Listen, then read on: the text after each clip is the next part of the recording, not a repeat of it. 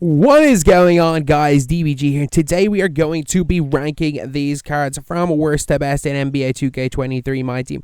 This is going to be a quick one, mainly because my judgment of these is based on what I have seen. It is based on what I have seen from videos from these guys. And yeah, I think that we've got a really good one, and I've realized I've just forgot to put Peter Gudmundsson on the list, so I'm just going to put him into a random spot that you guys will not know till later on. But anyway, we've got a really decent set right here. And last place is Steve Nash. Steve Nash is definitely the worst player today. An undersized point guard who can't dunk. But again, it's as good as you can make Steve Nash. He's not terrible. If you really need to use Steve Nash for any situation, he's not, unusably bad. He's just not very good either. After Steve Nash is Drazen Petrovic. 2 Galaxy Opals for the first two. Drazen Petrovic is basically perfect stats-wise. Defensively, stats unbelievable. Obviously, badges leave a little bit to be desired. Seth Curry, Malcolm Brogdon is a good release. Kyrie Irving, size up. Chris Paul, escape, not bad. Dribble saves, normal leaner. Quick drops, he's good. Don't get me wrong, he's good.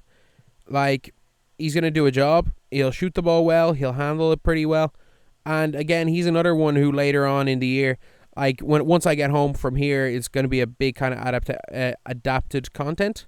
There's going to be a lot of the content is going to be adapted. But I can see myself using Drazen and squad builders. Then we have got Jeff Green, 94 3 or speed, 94 acceleration, 88 3 ball, 95 lateral, 94 perimeter defense, 95 driving dunk. Again, a really nice card. He's got a lot of just okay badges. He's got a lot of gold ones. His release is okay. Booker size-up's alright. 6'9" or 6'8" instead of 6'9". Decent player built. Still near the bottom. And we got Jalen Williams. They have done him dirty. 7'4" wingspan in real life. They just gave him a 6'9" wingspan because 2K don't care about real life. They'll give... I'm actually cool with them improving players, giving Dino a 7'11" wingspan or something. Just because that's just what they've done in previous years. But what I don't like is when someone has something in real life and they don't give it to them. I don't mind them giving attributes to a player they don't already have, but I don't like when they take away attributes from a player in real life. He's a good defender. He's at his own release on very quick, which is good. All around decent card. Him and Drazen are going to be very, very similar, and it is just preference. I just think player build wise, Jalen Williams is a bit better. Then we have got the elemental Mo Bamba. He's quite a bit worse than the other Mo Bamba. A good bit slower. Way worse badges wise. Only 30 total badges in April's kind of wild. His release kind of sucks, but it's not bad. It's not horrific. He's still got good dribble sigs with only 76 ball handle. Still going to play lanes really well. He's just going to be your Dino Raja type player. Probably a little bit worse. And we got Jay Crowder out here. 6'6", 6'8" wingspan. Unbelievable on defense. His release is really good. As well as that, he's got the Steph size of the PG escape. Normal leaner, just a perfect cone shooting guard if you guys need him. And yeah, he's going to be in here on the list. And we've got Malachi Branham. His whole thing is that his release, from what I've heard, what I've seen, is really, really good. He's got the tray size of... I love the Curry escape. I absolutely love the Curry escape. And not even for the Curry slide, just for the front escape. He's at 95 dunk, passable defense.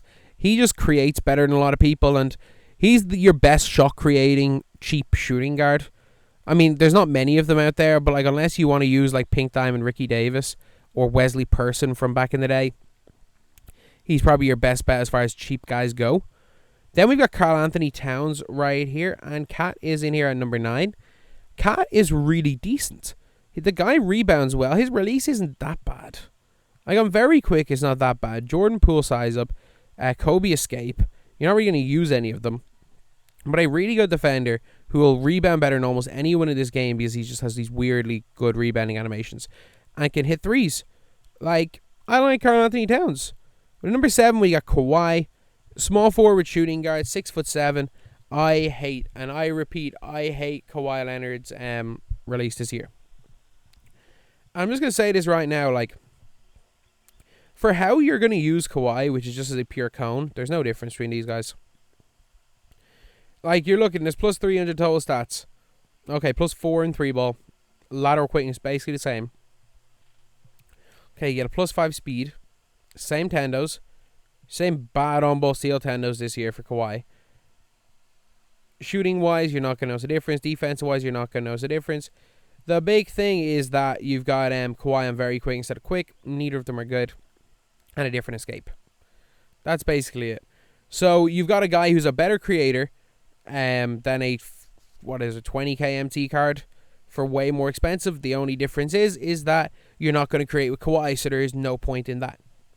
Then we've got Elemental Michael Jordan. He's fine.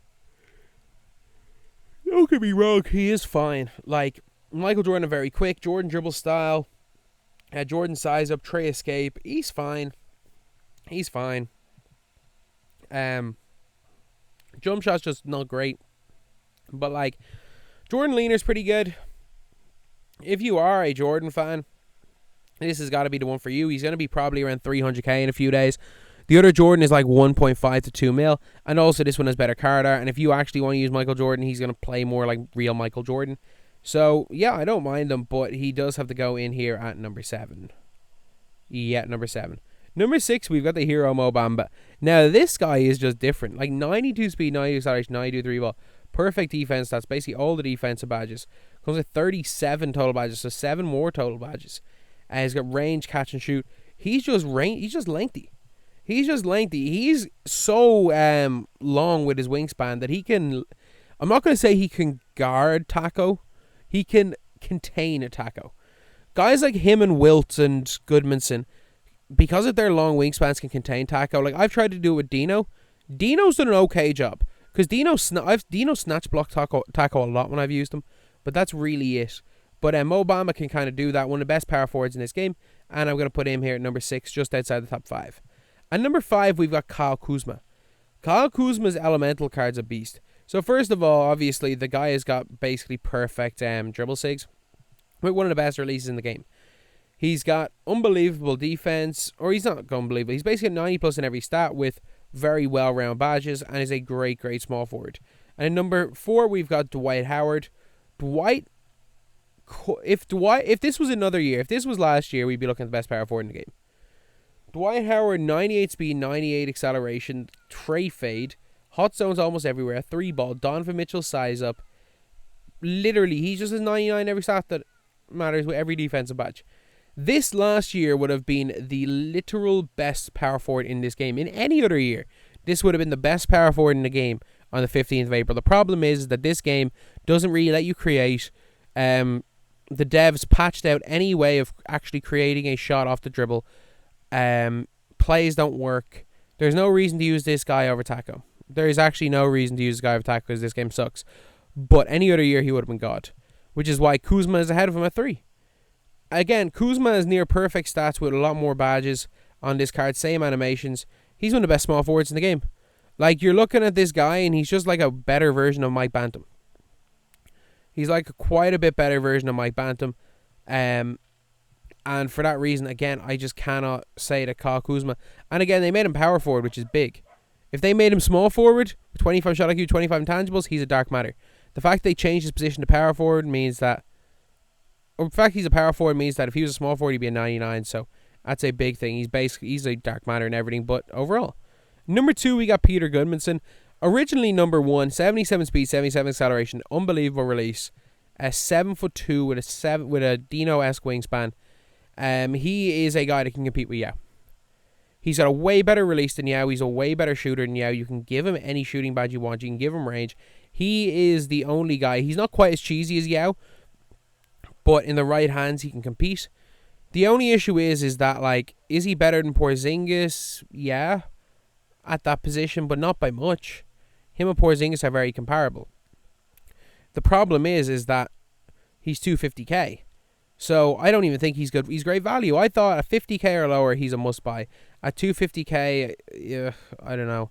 But it's like there's no super packs coming out soon, and nobody's opening packs anymore. So, like, Jonathan Bender it's not going to be a Jonathan Bender price drop. So he was a guy I thought was going to come into my squad. I'm probably going to buy one of the Mo Bambas instead when I get home.